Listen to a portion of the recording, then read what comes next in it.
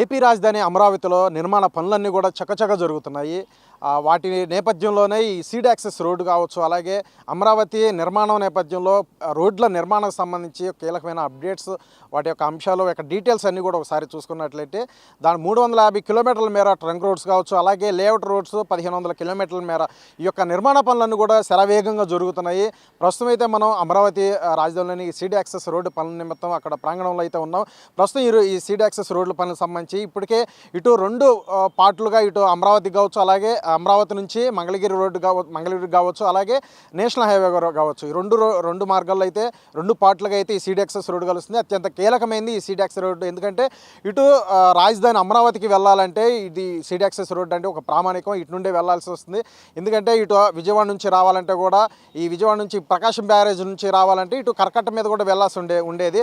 అక్కడ కృష్ణా పశ్చిమ డెల్టా ప్రధాన కాలువ వద్ద అయితే ఒక స్టీల్ బ్రిడ్జ్ అనేది నిర్మిస్తున్నారు. 128 మీటర్ల పొడవు నేపథ్యంలో దానికి సంబంధించి పనులన్నీ కూడా స్పీడ్గా జరుగుతున్నాయి. దాదాపు 70 కోట్ల రూపాయలు అయితే అక్కడ వ్యయాన్ని దానికి ఖర్చు పెడుతూ కూడా పనులన్నీ కూడా శరవేగంగా చేస్తున్నారు. ఆ నేపథ్యంలో అటు ప్రకాశం బ్యారేజ్ నుంచి అమరావతి రాజధానికి వెళ్ళాలంటే కరకట్ట మీద కాకుండా ఆ స్టీల్ బ్రిడ్జ్ ఏర్పడిన తర్వాత డైరెక్ట్గా ఆ స్టీల్ బ్రిడ్జ్ నుండి సీడ్ యాక్సెస్ రోడ్డు, తర్వాత ఇటు అమరావతికి చేరుకోవచ్చు. సో ఇది ఒక సౌకర్యవంతంగా ఇది అందుబాటులో రానున్నట్లు కూడా తెలుస్తుంది. తర్వాత నేషనల్ హైవే కావచ్చు, నేషనల్ హైవే కూడా ఇటు సీడ్ యాక్సెస్ రోడ్డు అనుసంధానం అయ్యేందుకు కూడా, ఇటు కనెక్టివిటీ అయ్యేందుకు కూడా దానికి సంబంధించి కూడా కార్యాచరణ అయితే మొదలుపెట్టారని కూడా తెలుస్తుంది.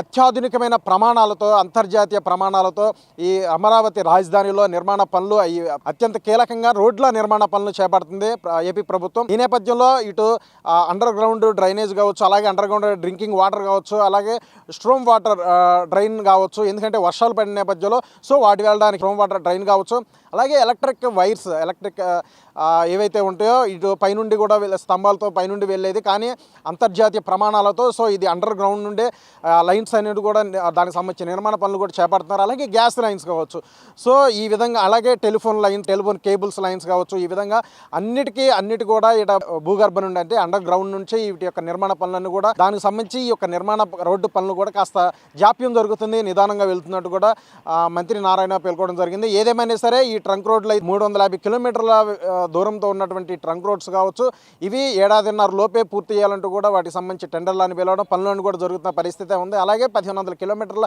లేఅవుట్ రోడ్లకు సంబంధించి కూడా అవి కూడా దాదాపు 2.5 ఏళ్ళు టైం పడుతుంది. అవి నిర్మాణం అంటే దానికంటే ముందు కూడా 2 ఏళ్ళ లోపే పూర్తి చేయాలంటూ కూడా మరి అధికారులకి అందరూ కూడా ఆదేశాలు ఇచ్చిన నేపథ్యంలో వాటి పనులు కూడా స్పీడ్ అందుకున్నాయని కూడా క్లియర్ తెలిసింది. ప్రస్తుతం ఈ సీడ్ యాక్సెస్ పనులు అవన్నీ కూడా ఒకసారి దీనికి సంబంధించి పనులన్నీ కూడా చక్కచక్క జరుగుతున్న పరిస్థితి ఉంది. అయితే ఇటు వెస్టర్న్ బైపాస్ నిర్మాణం దాదాపు పూర్తయిందంటూ కూడా మంత్రి నారాయణ పేర్కోవడం జరిగింది. ఎందుకంటే ఇటు అమరావతి రాజధాని నుండి రావాలంటే కూడా వెస్టర్న్ బైపాస్ అంటే ఇటు అమరావతి రాజధాని రావాలంటే గుంటూరు నుండి డైరెక్ట్గా అక్కడ పనులన్నీ కూడా దాదాపు అయిపోయింది. అక్కడ ఎక్కేస్తే గుంటూరు నుండి అక్కడ ఎక్కితే ఇక్కడ E8 రహదారికి అమరావతి రాజధానికి చేరుకునే వెసులుబాటు ఉంది. సో ఆ రోడ్డు పనులకు సంబంధించి అన్ని దాదాపు పనులు పూర్తయిపోయినాయి. ఇటు విజయవాడ నుంచి రావాలన్నా, హైదరాబాద్ రావాలన్నా ఆ రోడ్డు ఎక్కేస్తే కూడా ఇటు అమరావతి రాజధానికి అయితే చేరుకునే అవకాశం అయితే ఉంటుంది. అలా సీడ్ యాక్సెస్ రోడ్డు పనులు కూడా దాదాపుగా పనులన్నీ కూడా పూర్తి అయిపోయి జనవరి చివరికల్లా కూడా దీన్నైతే పూర్తి చేసి ప్రజలకు అందుబాటులోకి వస్తానంటూ కూడా చెప్పుకొస్తున్నారు. అయితే ఇప్పటికే ఏదైతే సీడ్ యాక్సెస్ రోడ్డు అనేది మంగళగిరి కనెక్టివిటీ అయినటువంటి KL రావు కాలనీ వద్ద నిర్మిస్తున్నటువంటి స్టీల్ బ్రిడ్జ్ కావచ్చు, దానికి అది పూర్తి అయిపోయిన తర్వాత అంటే ఇది పనులను కూడా జనవరి చివరిలోపు అవుతాయి అంటూ కూడా మరి మంత్రి నారాయణ చెప్పుకొస్తున్నారు. ఈలోపు దానికి సంబంధించిన పనులను కూడా స్పీడ్గా జరుగుతున్న నేపథ్యంలో అది కూడా వచ్చిన అంటే దాని నుండి ప్రయాణించేందుకు అది ఒక అంటే రాజధాని చేరుకోవడానికి అది ఒక చక్కటి మార్గంగా, ఎందుకంటే కరకట్ట నుండి చాలా ట్రాఫిక్ అంతరాయం ఏర్పడడం ఇలాంటి అనేక వల్ల అయితే చాలా వరకు కూడా ఇటు ప్రజలందరూ కావచ్చు అందరూ కూడా ఇబ్బంది నేపథ్యంలో ఈ స్టీల్ బ్రిడ్జ్ నిర్మాణం వల్ల సో ప్రజలకు కావచ్చు, అలాగే ఇక్కడ ట్రాఫిక్ సమస్య ఉండకపోవడం, అలాగే స్పీడ్గా అమరావతి చేరుకోవడానికి సులభంగా ఈ యొక్క స్టీల్ బ్రిడ్జ్ నిర్మాణం పనులు కూడా మరి దాదాపుగా పూర్తవుతున్న నేపథ్యంలో ఈ జనవరి చివరిలోపు అది కూడా అందుబాటులోకి రానున్నట్లు కూడా తెలుస్తుంది. ఇది ప్రధానంగా చూసుకున్నట్లయితే ఇటు అమరావతి రాజధానికి సంబంధించి ఈ రహదారుల నేపథ్యంలో కొన్ని కీలకమైన వ్యాఖ్యానించారు మంత్రి నారాయణ. ఎందుకంటే ఇది సోషల్ ఇన్ఫ్రాస్ట్రక్చర్ నేపథ్యంలో, ఎందుకంటే ప్రజలకి అందుబాటులో, ఎందుకంటే ప్రజలు ఇక్కడ ఉంటారు, నివసిస్తారు, ఆ నేపథ్యంలోనే వారికి సంబంధించిన కావచ్చు, సౌకర్యాలు కావచ్చు, వాటన్నిటికీ నేపథ్యంలోనే వీటి నిర్మాణం చేపడుతున్నాం. ఎందుకంటే కేవలం రోడ్డు మాత్రం వేసేస్తే అది చాలా తొందరగా అయిపోతుంది.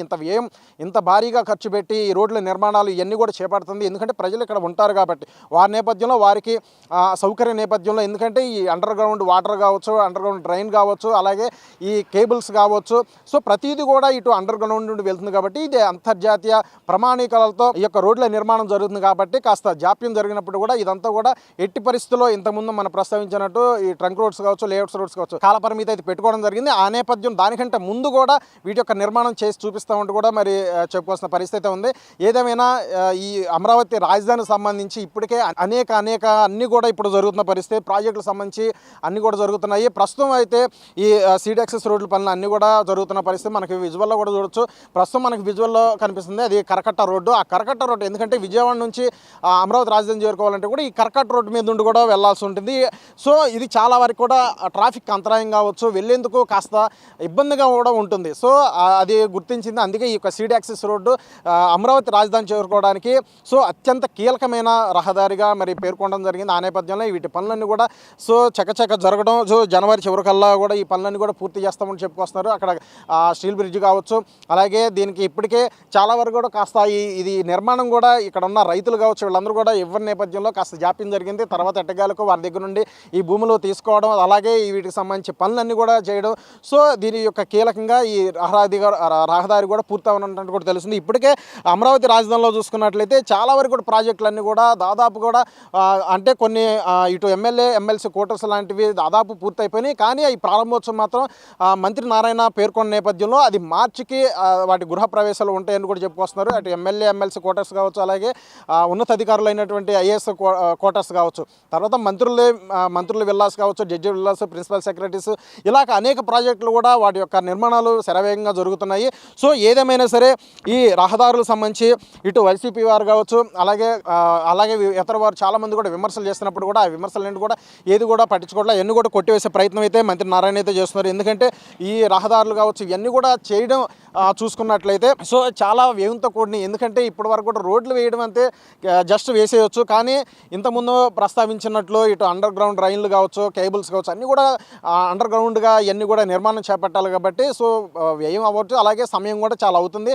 వీటన్నిటిని కూడా విమర్శలు చేసేవారు స్వయంగా ఇక్కడికి వచ్చి ఒకసారి అన్నీ చూసి తెలుసుకుంటే మంచిది అంటూ కూడా అప్పుడే వారికి ఒక అవగాహన వస్తుంది. అసలు ఎక్కడ పనులు ఏ విధంగా జరుగుతుంది, ఎలా జరుగుతుంది, ఏ నిర్మాణాలు ఏ స్థాయిలో ఉన్నాయి, ఎలా జరుగుతున్నాయి అన్నీ చూస్తే వారు ఇటువంటి విమర్శలు అయితే చేరు అంటూ కూడా మరి మంత్రి నారాయణ పేర్కొనడం. సో ఏదేమైనా సరే అమరావతి రాజధానికి ఈ రహదారుల నేపథ్యంలో సో అత్యంత కీలకంగా ఈ రహదారులన్నీ కూడా ఎట్టి పరిస్థితి ఏడాదిన్నర కావచ్చు, 2.5 సంవత్సరాల లేఅవుట్స్ రోడ్స్ ఇవన్నీ కూడా పూర్తి చేస్తామని చెప్పుకొస్తున్నారు.